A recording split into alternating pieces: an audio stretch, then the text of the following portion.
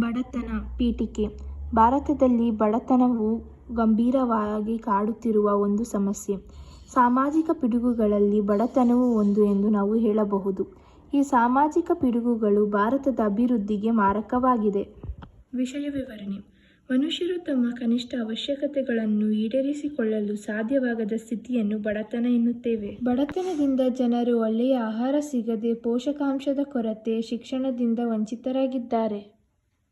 ಬಡತನಕ್ಕೆ ಕಾರಣಗಳೆಂದರೆ ಮಿತಿ ಮೀರಿದ ಜನಸಂಖ್ಯೆ, ಅನಕ್ಷರತೆ, ನಿರುದ್ಯೋಗ, ಹಣದುಬ್ಬರ, ನೈಸರ್ಗಿಕ ವಿಕೋಪಗಳು ಕಾರಣವಾಗಿವೆ.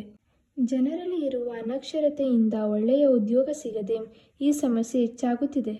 ಕೃಷಿಯಲ್ಲಿ ತಂತ್ರಜ್ಞಾನದ ಕೊರತೆಯಿಂದಾಗಿ ಬಡತನ ಹೆಚ್ಚಾಗುತ್ತಿದೆ.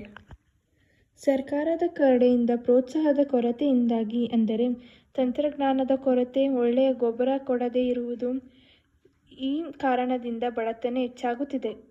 ಬಡತನವನ್ನು ತಡೆಗಟ್ಟಬೇಕಾದರೆ ಸರ್ಕಾರವು ಜನಸಂಖ್ಯೆಯನ್ನು ನಿಯಂತ್ರಿಸಬೇಕು, ಜನರಲ್ಲಿರುವ ಅನಕ್ಷರತೆಯನ್ನು ನಿರ್ಮೂಲನೆ ಮಾಡಿ ಶಿಕ್ಷಣ ನೀಡಬೇಕು ಮತ್ತು ಕೃಷಿಯಲ್ಲಿ ಹೊಸ ತಂತ್ರಜ್ಞಾನದ ಅರಿವನ್ನು ಜನರಲ್ಲಿ ಮೂಡಿಸಬೇಕು. ಉಪಸಂಹಾರ. ನೆಲ್ಸನ್ ಮಂಡೇಲಾರವರು ಹೇಳಿರುವಂತೆ, ಬಡತನ ಎಂಬುದು ನೈಸರ್ಗಿಕವಲ್ಲ, ಅದು ಮಾನವ ನಿರ್ಮಿತ ಎಂದು ನಾವೆಲ್ಲ ಸ್ಮರಿಸುತ್ತಾ ಕಷ್ಟಪಟ್ಟು ದುಡಿದರೆ ಇದನ್ನು ನಿರ್ಮೂಲನ ಮಾಡಬಹುದಾಗಿದೆ.